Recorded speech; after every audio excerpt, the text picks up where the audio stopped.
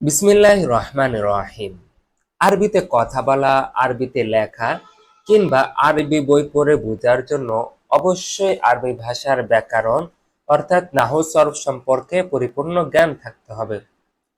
তো আজকে থেকে ইনশাআল্লাহ নাহু সরফের বিভিন্ন বিষয়গুলো আমরা ধারাবাহিকভাবে জানব। এখনকার আয়োজনে থাকছে লাফজ কাকে বলে, কালিমা কাকে বলে এবং তা কত প্রকার, এবং ইসিম কাকে বলে এবং তা কত প্রকার, এবং পরিশেষে থাকছে ইসিমকে চেনার আলামত বা নিদর্শন কি কি আছে। তো আর কথা না বাড়িয়ে চলুন শুরু করা যাক।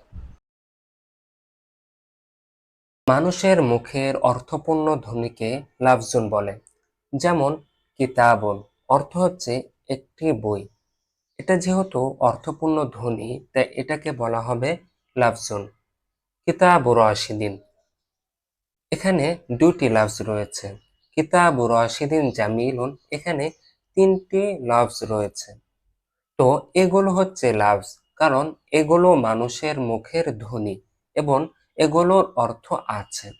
তবে আমরা যদি ৩ নম্বর উদাহরণটি দেখি, তাহলে আমরা ৩ নম্বর উদাহরণটিকে কিতাবু রাশিদিন জামিলুন, এটাকে আমরা তিনটি ভাগে ভাগ করতে পারি। যেমন কিতাবুনকে যদি আমরা আলাদা করে ফেলি তাহলে অর্থ হচ্ছে একটি বই। রাশিদুনকে যদি আমরা আলাদা করে ফেলি তাহলে অর্থ হচ্ছে রাশেদ। জামিলুনকে যদি আমরা আলাদা করে ফেলি তাহলে অর্থ হচ্ছে সুন্দর। সবগুলোরই আলাদা আলাদা অর্থ হচ্ছে। কিতাবু রাশিদিন ২ নম্বর উদাহরণটিকে যদি আমরা দেখি তাহলে আমরা এটাকে দুইটি ভাগ করতে পারি। কিতাবুন একটি ভাগ, রাশিদুন আরেকটা ভাগ, এবং দুইটি ভাগেরই আলাদা আলাদা অর্থ আছে। কিন্তু কিতাবুন প্রথম উদাহরণটিকে আমরা যদি দেখি, প্রথম উদাহরণটিকে আমরা কোনোভাবেই ভাগ করতে পারছি না। যদি আমরা ভাগ করি তাহলে আর কোনো অর্থ থাকছে না। সুতরাং ৩ নম্বর আর ২ নম্বর উদাহরণটি হচ্ছে যুক্ত লফজের উদাহরণ, যাকে আরবিতে বলা হয় মুরাক্কাব। আর প্রথম লফজটি হচ্ছে বিযুক্ত ও একক লফজ, যাকে মুফরদ বা কালিমা বলে। কালিমা হচ্ছে ৩ প্রকার। এক হচ্ছে ইসিম, আরেক হচ্ছে ফেল, আরেক হচ্ছে হরফ। আমরা আজকে শুধু ইসিম নিয়ে আলোচনা করব ইনশাআল্লাহ। ফেল ও হরফ নিয়ে আমরা পরবর্তী আলোচনা করব ইনশাআল্লাহ। দেখেন, রাশিদুন, কিতাবুন, জামালুন, এই তিনটি হচ্ছে কালিমা। প্রতিটি কালিমার একটি অর্থ আছে এবং অর্থ প্রকাশের ক্ষেত্রে তা স্বয়ংসম্পূর্ণ ও স্বনির্ভর। কিন্তু এই কালিমাগুলোতে ৩ কালের কোনো কাল পাওয়া যায়নি। যেমন দেখেন, কিতাবুন, কিতাবুন অর্থ হচ্ছে একটি বই। কিতাবুন নিজের অর্থ প্রকাশের ক্ষেত্রে স্বয়ংসম্পূর্ণ ও স্বনির্ভর, অন্য কিছুর সাহায্যের প্রয়োজন হয় না। কিন্তু কিতাবুন শব্দের মধ্যে ৩ কাল অর্থাৎ অতীত, বর্তমান, ভবিষ্যৎ, এই ৩ কালের কোনো কাল পাওয়া যাচ্ছে না। তো যে শব্দ বা যে কালিমায় ৩ কালের কোনো কাল পাওয়া যাবে না এবং সে শব্দটা নিজের অর্থ প্রকাশের ক্ষেত্রে স্বয়ংসম্পূর্ণ ও স্বনির্ভর, তাকেই বলা হয় ইসিম।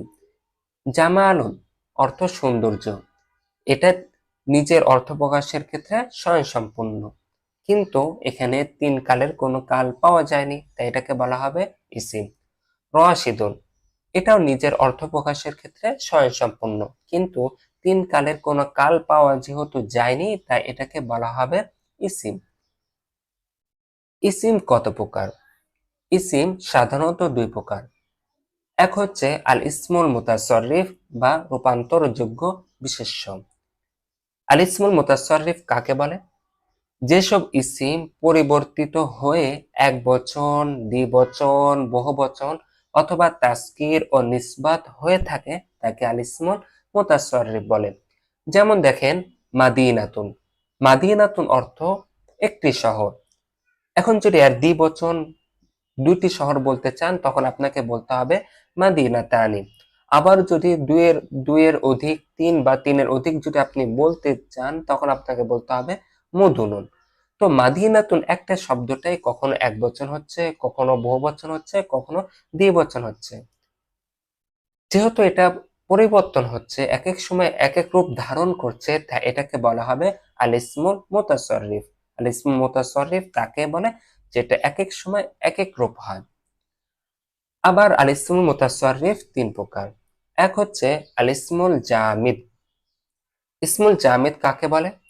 আল ইসমুল জামিদ হচ্ছে ওই জাতীয় ইসিমকে বলা হয় যা অন্য কোনো শব্দ হতে গঠিত হয় না এবং তা থেকেও কোনো শব্দ গঠন করা হয় না।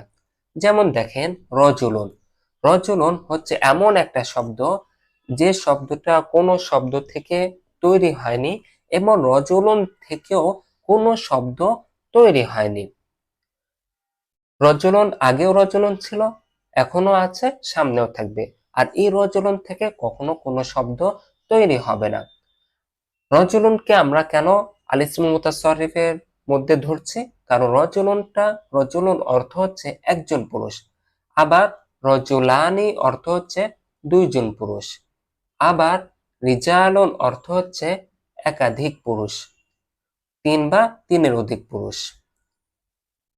আবার রুজাইলন অর্থ হচ্ছে ছোট্ট একজন পুরুষ। তো এই যে রজলুন শব্দটা এক এক সময় এক এক রূপ ধারণ করছে, তাই এটাকে আল ইসমুল মুতাসাররিফের মধ্যে গণ্য করা হচ্ছে।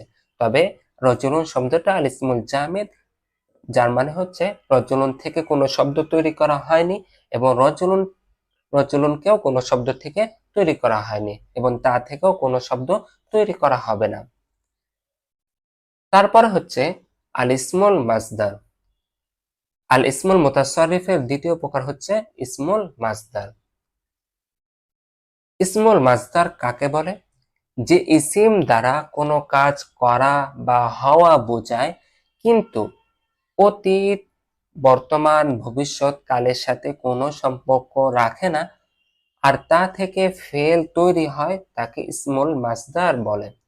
যেমন আন-নাসরু। আন-নাসরু অর্থ হচ্ছে সাহায্য করা। আন-নাসরু থেকে আপনি নাসরা, ইয়ানসুরু এই ফেলগুলো আপনি তৈরি করতে পারবেন। কিন্তু শুধু আন-নাসরু অর্থ হচ্ছে সাহায্য করা। এই আন-নাসরুর মধ্যে কোনো কাল পাওয়া যাচ্ছে না। এটা একটা শব্দ। আন-নাসরু অর্থ সাহায্য করা, এটা একটা শব্দ।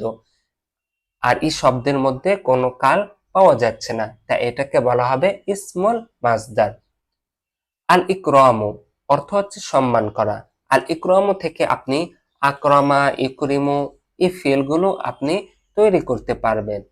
কিন্তু শুধু আল ইকরামু অর্থ হচ্ছে সম্মান করা। এই সম্মান করা কাজটা বোঝাচ্ছে কিন্তু কোনো কাল বোঝাচ্ছে না। কোন কালে সম্মান করেছে বা করবে বা করছে এটা বোঝাচ্ছে না। কিরাআতুন অর্থ হচ্ছে পড়া। কিরাআতুন থেকে আপনি করাআ, ইয়াকরাউ এই ফেলগুলো আপনি তৈরি করতে পারবেন। কিন্তু শুধু কিরাআতুন অর্থ হচ্ছে পড়া এবং তার মধ্যে কোনো কাল নাই, তাই এটাকে বলা হবে ইসমুল মাসদার। আল ইসমুল মুতাসাররিফের ৩ নম্বর প্রকার হচ্ছে আল ইসমুল মুশতাক। আল ইসমুল মুশতাক কাকে বলে? যে ইসিম ক্রিয়ামূল মাসদার থেকে গঠিত হয়ে রূপান্তরিত হয় তাকে ইসমুল মুশতাক বলে। যেমন দেখেন আল কিতাবাতু। আল কিতাবাতু অর্থ হচ্ছে লেখা।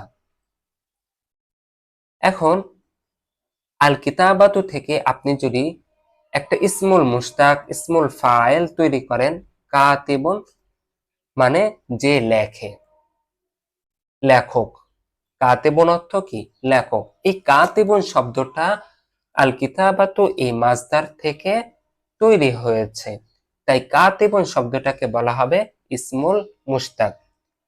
আমরা এটা নিয়ে আল ইসমুল মুশতাক নিয়ে বিস্তারিত আলোচনা পরে করব ইনশাআল্লাহ।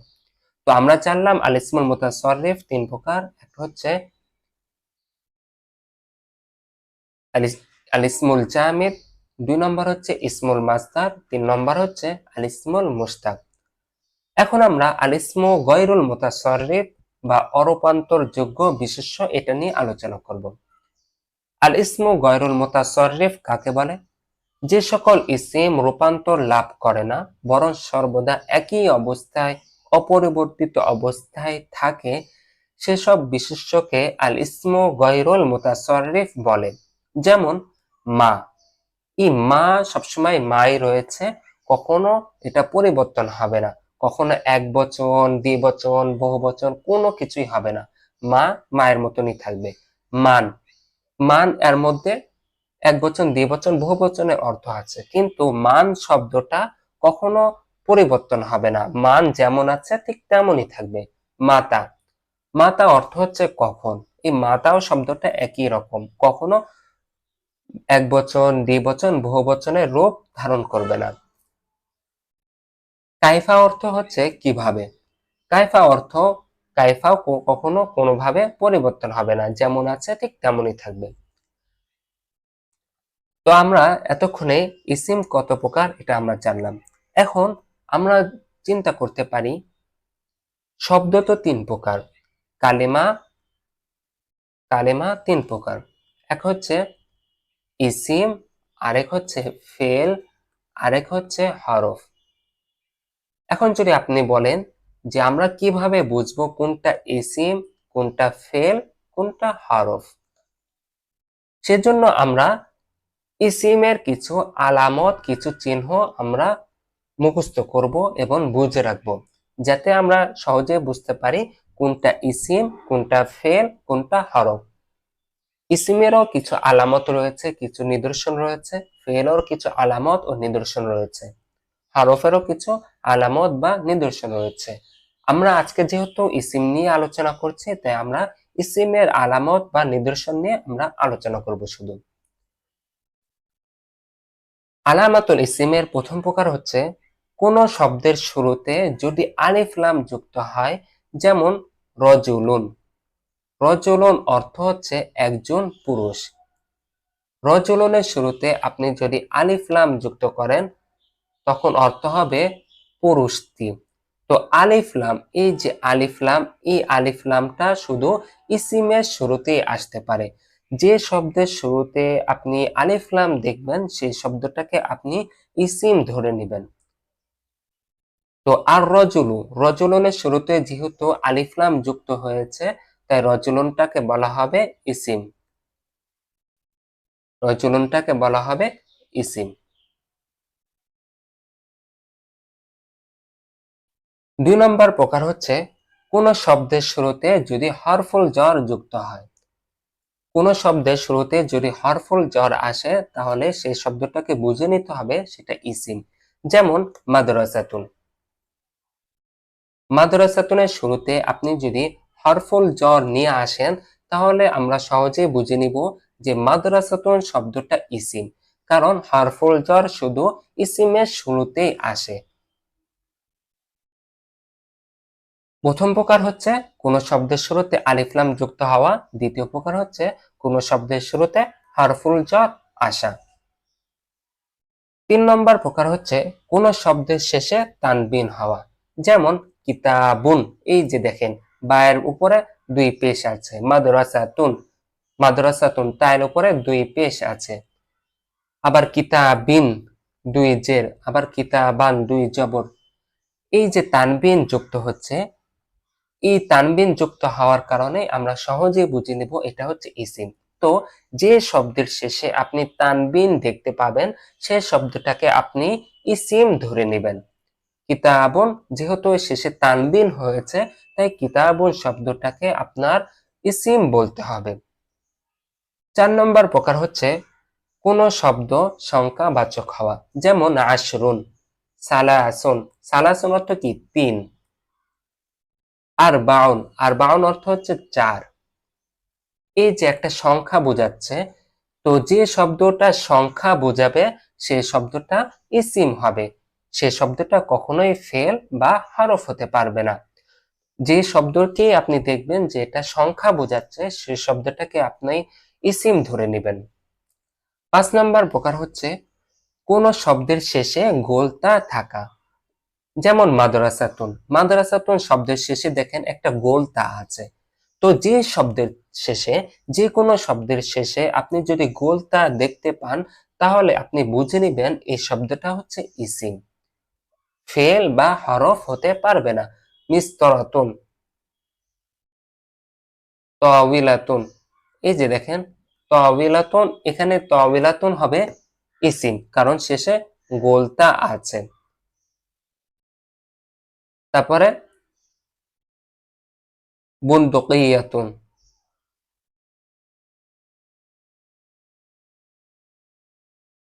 এই যে দেখেন শেষে গোলতা আছে, যেহেতু এই শব্দের শেষে গোলতা আছে তাই আমরা এটাকে ধরে নেব এটা হচ্ছে ইসিম।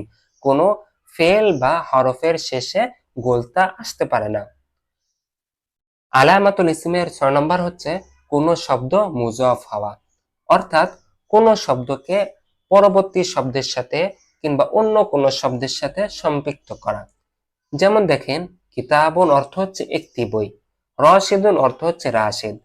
এখন যদি আমি বইটাকে রাশেদের সাথে সম্পৃক্ত করি, আমি যদি বলতে চাই এই বইটা রাশেদের কিংবা রাশেদের বই, তখন রাশেদের বই, বইটাকে আমি রাশেদের সাথে সম্পৃক্ত করলাম, তো বইটাকে বলা হবে মুজফ।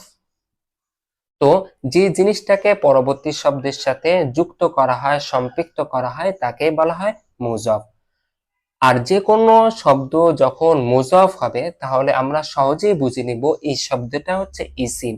ফেল বা হরফ কখনোই মুজফ হতে পারে না। আলামাতুল ইসমের ৭ নম্বর হচ্ছে কোন শব্দের পূর্বে হরফুন নিদা আসা। হরফুন নিদা কাকে বলে? হরফুন নিদা ওই হরফকে বলে যে হরফ দ্বারা, যে অব্যয় দ্বারা আপনি কাউকে ডাকবেন। যেমন ইয়া, ইয়া অর্থ হচ্ছে হে, হে লোক, হে রাশেদ, হে জায়েদ। তো কোন শব্দের শেষে যদি হরফুন নিদা আসে তাহলে আমরা বুঝে নিব এই শব্দটা হচ্ছে ইসিম, কারণ কোন ফেল বা হরফের শুরুতে হরফুন নিদা আসতে পারে না। যেহেতু রজলনের শুরুতে ইয়া হরফুন নিদা এসেছে, তো আমরা সহজেই বুঝে নিচ্ছি রজলনটা কি, ইসিম।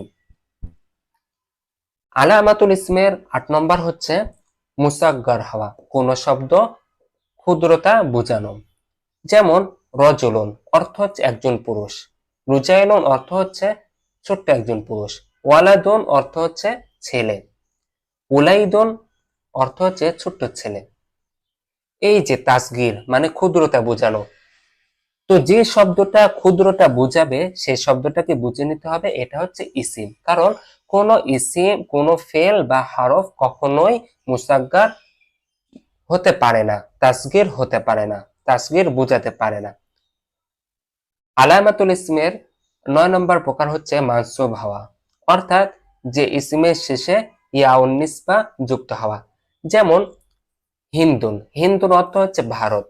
এখন যদি আপনি বলতে চান হিন্দুস্তানি কিংবা ভারতী, এমন যদি আপনি বলতে চান, তখন আপনাকে বলতে হবে শেষে একটা ইয়া যুক্ত করতে হবে, এটাকে ইয়াটাকে বলা হয় ইয়াউন নিসবা, তাসদিদ সহ ইয়া যুক্ত করতে হবে, বলতে হবে হিন্দিউন মানে কি হিন্দুস্তানি। আবার আমরা হচ্ছে বাঙালি, বাঙ্গালুন অর্থ বাংলা। এখন যদি আমরা বলতে চাই বাঙালি, তখন আমরা শেষে লামের শেষে একটা ইয়া উন নিসবা যুক্ত করব, বলবো বাঙ্গালিউন। বুখারা, বুখারা অর্থ হচ্ছে বুখারা একটা জায়গার নাম। এখন যদি ওই জায়গার স্থানের সাথে সম্পৃক্ত করে বলেন তাহলে বলবেন বুখারিউন, বুখারিউন মানে বুখারীতে যে থাকে। তো যে কোনো স্থান বা কালের সাথে আপনি যদি সম্পৃক্ত করতে চান তাহলে আপনি ইয়া ও নিসবা যুক্ত করে সেই স্থানের সাথে আপনি সম্পৃক্ত করতে পারবেন। আর যে শব্দের শেষে ইয়া ও নিসবা থাকবে সেই শব্দটাকে অবশ্যই ইসিম ধরে নিতে হবে, কারণ ইয়া ও নিসবা কখনো ফেল বা কখনো হরফের শুরুতে আসতে পারে না। আলামাতুল ইসমের ১০ নম্বর হচ্ছে কোন শব্দ মাউসুফ হওয়া। যেমন কলামুন, কলামুন এই শব্দটা যেহেতু মাউসুফ হয়েছে তাই আমাদের এটা বুঝে নিতে হবে কলামুন শব্দটা ইসিম, কারণ কোন হরফ বা ফেল মাউসুফ হতে পারে না। আলামাতুল ইসমের ১১ নম্বর হচ্ছে এক বচন, কোন শব্দ এক বচন হওয়া, একই শব্দ আবার দ্বিবচন হওয়া, আবার একই শব্দ বহুবচন হওয়া। যেমন দেখেন কিতাবুন অর্থ হচ্ছে একটি বই, আবার কিতাবানি অর্থ হচ্ছে দুটি বই, তাসনিয়া দ্বিবচন। আবার কুতুবুন হচ্ছে অর্থ হচ্ছে তিন বা তিনের অধিক বই। কিতাবুন শব্দটা এক এক সময় এক এক বচন হচ্ছে, কখনো এক বচন হচ্ছে, কখনো দ্বিবচন হচ্ছে, কখনো বহুবচন হচ্ছে। তো আমরা সহজেই বুঝে নিব যে যে শব্দটা এক বচন, দ্বিবচন, বহুবচন হতে পারে সেই শব্দটাকে বলা হয়, সেই শব্দটাকে ইসিম ধরা হয়। তো মূল কথা হচ্ছে মানুষের মুখের অর্থপূর্ণ ধ্বনিকে লাফজুন বলে। তারপর আমরা জেনেছি কালিমা বা শব্দ তিন প্রকার, এক হচ্ছে ইসিম, দুই হচ্ছে ফেল, তিন হচ্ছে হরফ। তারপর আমরা জেনেছি ইসিম কাকে বলে এবং ইসিম বানানোর নিয়ম কি এবং আলামাতুল ইসিম কিভাবে বের করতে হয়। তো আমরা বলতে পারি উপরের ইসিমকে চেনার আলামতের যে কোনো একটি আলামত কিংবা একাধিক কোনো আলামত যদি কোনো শব্দে পাওয়া যায় তাহলে ওই শব্দকে ইসিম ধরে নিতে হবে। তো এই হচ্ছে ইসিম সম্পর্কে বিস্তারিত আলোচনা। তো পরবর্তী ক্লাসে আমরা ইনশাআল্লাহ নাহর আরেকটি গুরুত্বপূর্ণ বিষয় নিয়ে আলোচনা করব। আসসালামু আলাইকুম ওয়া রাহমাতুল্লাহ।